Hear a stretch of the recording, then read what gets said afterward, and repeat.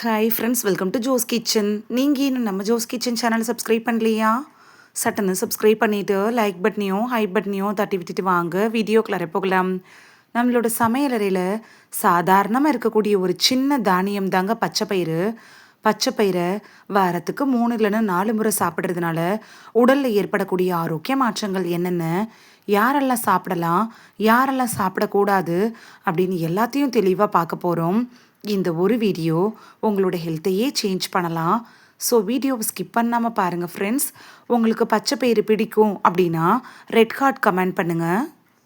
பாரம்பரிய உணவு அப்படின்னு நம்மளோட முன்னோர்களால் விரும்பி சாப்பிடப்பட்ட இந்த பச்சைப்பயிரில் என்னென்ன சத்துக்கள் இருக்குது அப்படின்னு ஃபர்ஸ்ட்டு பார்த்துட்டு வந்துடலாமா? புரதச்சத்து, நார்ச்சத்து, vitamin B, vitamin C, magnesium, potassium, calcium, இரும்புச்சத்து, ஆன்டிஆக்சிடென்ட் அப்படின்னு நம்ம உடம்புக்கு தேவையான எல்லா சத்துக்களுமே இந்த பச்சைப்பயிறுன்னு சொல்லக்கூடிய பாசிப்பயிரில் இருக்குது. உங்கள் ஊரில் இந்த பச்சைப்பயிருக்கு என்ன பேர் அப்படின்னு எனக்கு கமெண்டில் தெரிவிங்க. சர்க்கரை நோயாளிகள் பச்சைப்பயிறு சாப்பிடலாமா அப்படின்னு பார்த்துடலாமா? சர்க்கரை நோய் வந்துருச்சுனாலே எந்த உணவை எடுத்துக்கிறது அப்படிங்கிற சந்தேகமும் கூடவே வந்துடும். பாசிப்பயிறு அப்படிங்கிறது லோ கிளைசமிக் இண்டெக்ஸ் கொண்ட ஒரு உணவு தான். இதனால சாப்பிட்ட உடனே பிளட் சுகர் திடீர்னு உயராது.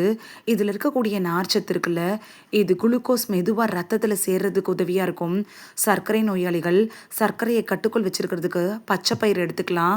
நீங்கள் நார்மலான வெள்ளை அரிசி சாப்பிடுவீங்கள்ல, அந்த அரிசிக்கு பதிலாக பச்சைப்பயிரை 1 கப் நீங்கள் எடுத்துக்கலாம்.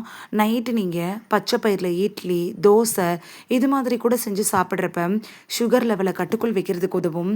ஆனால் இது மருந்துக்கு மாற்று இல்லைங்க. டாக்டர் உங்களுக்கு ரெக்கமெண்ட் பண்ணியிருப்பாங்கல்ல, அந்த டேப்லெட்ஸ் எடுத்துக்கணும். அதோடையே பச்சைப்பயிரையும் எடுத்துக்கிறப்ப உங்களுக்கு கூடுதல் பலன் கிடைக்கும். நல்ல செரிமானத்துக்கு பச்சைப்பயிறு எப்படி பயன்படுது அப்படின்னு பார்க்கலாமா? மலச்சிக்கல் இருக்கக்கூடிய நபர்கள்லாம் பச்சைப்பயிறு அப்படிங்கிறது உங்களுக்கு ஒரு சிறந்த உணவாக இருக்கும். 60 வயசுக்கு மேலே இருக்கக்கூடிய வயசானவங்களுக்கு மலச்சிக்கல் பிரச்சனையால் அவதிப்பட்டுட்டு இருப்பாங்க. அவங்கெல்லாம் பச்சைப்பயிறு உணவில் எடுத்துக்கிறப்ப மலச்சிக்கல் சம்மந்தப்பட்ட பிரச்சனைகள் வராமல் தடுத்துக்கலாம். ஏன்னு பார்த்தோன்னா மலச்சிக்கலில் அதாவது பச்சைப்பயிரில் நார்ச்சத்து இருக்கிறதுனால இது மலச்சிக்கலை சரி செய்யும். குடலோட இயக்கத்தை சீராக்கி நல்ல குடலை ஆரோக்கியமாக பாதுகாக்கிறதுக்கு உதவியாக இருக்கும். குடலில் இருக்குள்ள அந்த கெட்ட கொழுப்புகள் கழிவுகளை வெளியில் தள்ளுறதுக்கும் நல்ல பாக்டீரியாக்களை வளர செய்கிறதுக்கும் பச்சைப்பயிறு ரொம்பவே யூஸ்ஃபுல்லாக இருக்கும். மொத்தமாக உங்களோட செரிமான அமைப்பு நல்ல ஆரோக்கியமாக செயல்படுறதுக்கு பச்சைப்பயிறு உணவில் எடுத்துக்கிறது உங்களுக்கு ரொம்பவே ஹெல்ப்ஃபுல்லாக இருக்கும்.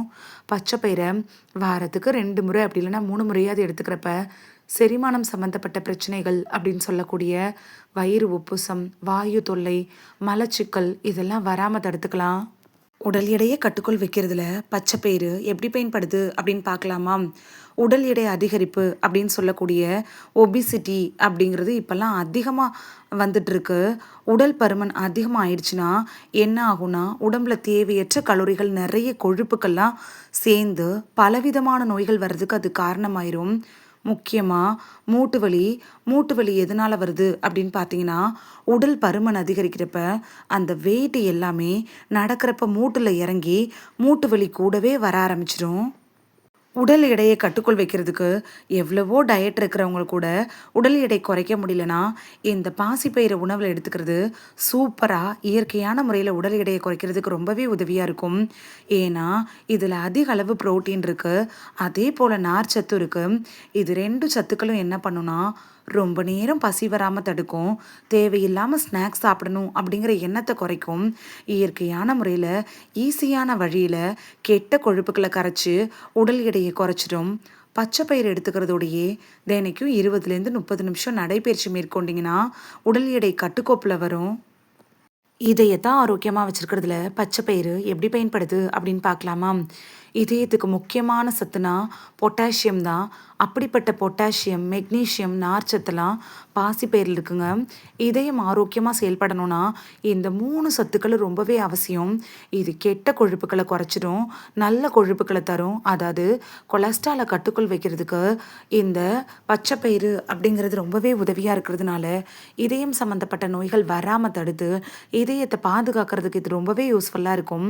இப்போ இருக்கக்கூடிய மரணங்களில் பெரும்பாலானது இதயம் சம்மந்தப்பட்ட நோய்கள்னால தான் வருது.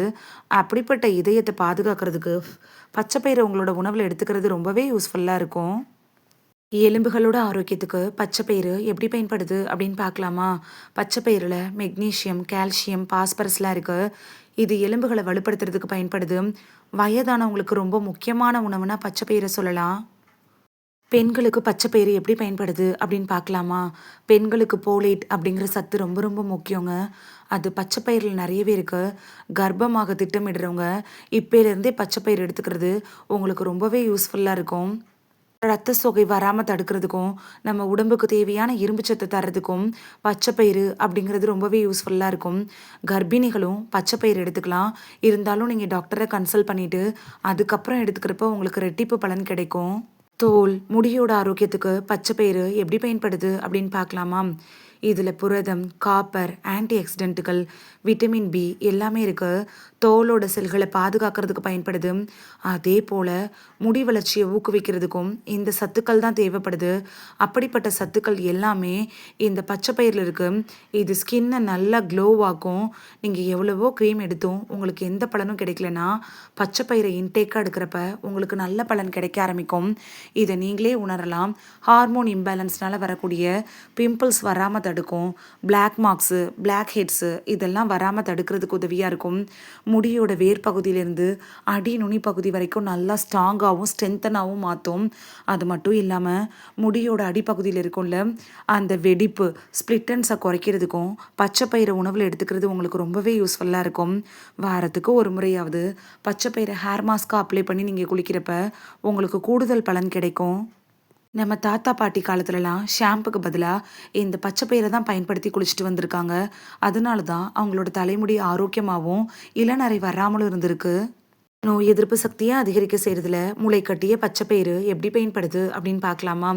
பச்சை பயிரை விட பச்சை பயிரை முளைக்கட்டி வச்சுருப்போம்ல, அதில் விட்டமின் சி அதிகமாக இருக்குது. இதை நீங்கள் எடுத்துக்கிறப்ப அது உங்களோட நோய் எதிர்ப்பு மண்டலத்தை வலுவாக்கும். வெளியிலேருந்து வரக்கூடிய பாக்டீரியாக்கள், வைரஸ்களை எதிர்த்து போராடும். பருவ காலத்தில் வரும்ல அந்த சளி, காய்ச்சல் இது மாதிரியான பிரச்சனைகள் வராமல் தடுக்கிறதுக்கு பச்சை பயிரை உங்களோட உணவில் எடுத்துக்கிறது ரொம்பவே யூஸ்ஃபுல்லாக இருக்கும். தசைகளை வலுவாக்குறதுல பாசிப்பயிறு எப்படி பயன்படுது அப்படின்னு பார்க்கலாமா? ஜிம்முக்கு போகிறவங்கலாம் புரோட்டீன் பவுடர்லாம் நிறைய வாங்கி சாப்பிடுவாங்க. எதுக்காகனா புரோட்டீன் சத்துக்காக தான். அப்படிப்பட்ட புரோட்டீன் இருக்குல்ல, அது பச்சை பயிறு மூலியமா உங்களுக்கு ஈஸியாக கிடச்சிடும். இயற்கையான முறையில் கிடைக்கக்கூடிய புரத உணவுகளில் முக்கியமானது நான் பச்சை பயிரை சொல்லலாம்.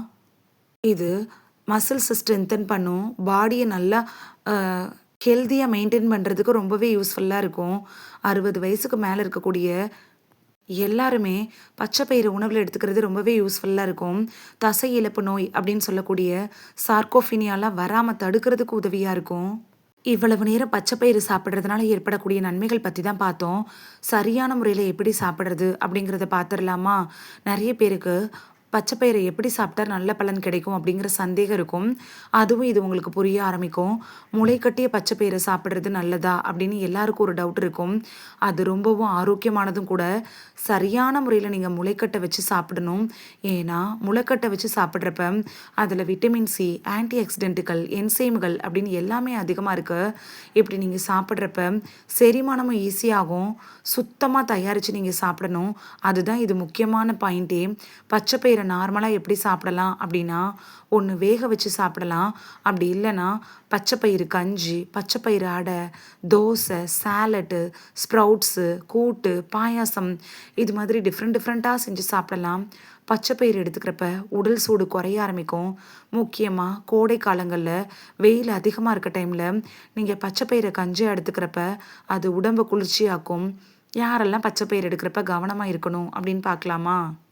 வாயு பிரச்சனை, வயிறு உப்புசம், அஜீரணம், சிறுநீரக பிரச்சனை இருக்கிறவங்க, நாள்பட்ட நோய்களுக்காக ட்ரீட்மெண்ட் எடுத்துகிட்டு இருக்கிறவங்க, கர்ப்பிணி பெண்கள் மட்டும் டாக்டரை கன்சல்ட் பண்ணிவிட்டு அதுக்கப்புறமா பச்சை பயிறு எடுத்துக்கிறது நல்லது. மற்றவங்களாம் பயப்படாமல் எடுத்துக்கலாம். ஏன்னா பச்சை பயிறு அப்படிங்கிறது இயற்கை நமக்கு கொடுத்துருக்க ஒரு வரப்பிரசாதம் தாங்க. பச்சை பயிறு அப்படிங்கிறது மலிவான விலையில் கிடைக்கக்கூடிய ஆரோக்கியம் அதிகம் தரக்கூடிய ஒரு உணவு தான். அட்லீஸ்ட் வாரத்துல 2லேருந்து 3 தடவ நீங்க உணவுல சேர்த்துக்கிறது உங்களுக்கு நல்ல பலன குடுக்கும். இந்த வீடியோல பச்சைப்பயிறு சாப்பிடுறதுனால நமக்கு கிடைக்கக்கூடிய ஆரோக்கிய நன்மைகள் பத்தி தான் பார்த்தோம். இது உங்களுக்கு ரொம்ப யூஸ்ஃபுல்லா இருந்திருக்கும் அப்படின்னு நம்புறேன். உங்களுக்கு பச்சைப்பயிறு பிடிக்கும் அப்படின்னா ரெட் ஹார்ட் கமெண்ட் பண்ணுங்க. உங்க ஊர்ல பச்சைப்பயிறுக்கு என்ன பேர் அப்படிங்கிறதையும் எனக்கு கமெண்ட்ல தெரிவிங்க. இந்த வீடியோ உங்களுக்கு பிடிச்சிருந்துச்சுன்னா லைக் பட்டனையும், ஹை பட்டனையும் தட்டி விடுங்க. இது உங்க ஃப்ரெண்ட்ஸுக்கு பயன்படணும் அப்படின்னு நினச்சிங்கன்னா ஷேர் பண்ணி விடுங்க. நிறைய பேர் சப்ஸ்கிரைப் பண்ணாமல் பார்க்குறீங்க ஃப்ரெண்ட்ஸ். நீங்களும் சப்ஸ்கிரைப் பண்ணிவிட்டு பார்த்தா நமக்கு பவர் கிடைக்கும். நீங்கள் சப்ஸ்கிரைப் பண்ணிவிட்டு பார்க்குறது இது மாதிரியான வீடியோக்கள் தொடர்ந்து போடுறதுக்கு எங்களை மோட்டிவேட் செய்கிற விதமாக அமையும் ஃப்ரெண்ட்ஸ். சப்ஸ்கிரைப் பண்ணுறதோடு மட்டும் இல்லாமல் பக்கத்தில் இருக்க பெல் ஐக்கானை கிளிக் பண்ணி ஆளுங்கிற ஆப்ஷனை கிளிக் பண்ணி வச்சிட்டிங்கன்னா நாங்கள் வீடியோ போட்ட உடனே நோட்டிஃபிகேஷன் உங்கள் செல்ஃபோனை வந்தடையும். நாளைக்கு வேறொரு ஆரோக்கியமான பதிவில் சந்திக்கலாம். Thank you, by.